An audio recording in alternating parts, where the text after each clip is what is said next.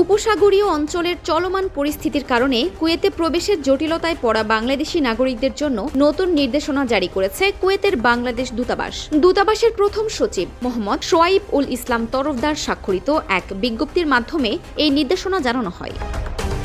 Kuwait সরকারের নির্দেশনা অনুযায়ী কুয়েতের বৈধ সিভিল আইডিধারী যেসব বিদেশি নাগরিক 6 মাসের বেশি সময় ধরে দেশের বাইরে অবস্থান করছেন এবং কুয়েতে ফিরতে পারছেন না, তাদের জন্য 3 মাস মেয়াদী ইলেকট্রনিক লিভ পারমিট প্রদান করা হবে। এই লিভ পারমিট গত 28 ফেব্রুয়ারি থেকে কার্যকর হয়েছে। এর মাধ্যমে তাদের সিভিল আইডির মেয়াদ উত্তীর্ণ হওয়া প্রতিরোধ করা সম্ভব হবে। এই উদ্দেশ্যে কুয়েতের স্বরাষ্ট্র মন্ত্রণালয়ের কম্পিউটার ব্যবস্থা ইতোমধ্যে সমন্বয় করা হয়েছে। এছাড়া বিভিন্ন ধরনের এন্ট্রি ভিসা, যেমন বেসরকারি খাতে চাকরি, গৃহকর্ম, পারিবারিক পুনর্মিলনী সহ অন্যান্য ধারণকারী যেসব বিদেশি নাগরিক বর্তমান পরিস্থিতির কারণে কুয়েতে প্রবেশ করতে পারেননি, তাদের ভিসার মেয়াদ বাড়ানো হবে না। এক্ষেত্রে সংশ্লিষ্ট নিয়োগকর্তা বা আবেদনকারীকে প্রচলিত নিয়ম মেনে নতুন করে প্রবেশ ভিসার জন্য আবেদন করতে হবে। ভিসা ইস্যু পুনরায় শুরু হওয়ার ঘোষণার পর থেকে এই নির্দেশনা কার্যকর থাকবে বলে জানিয়েছে দূতাবাস।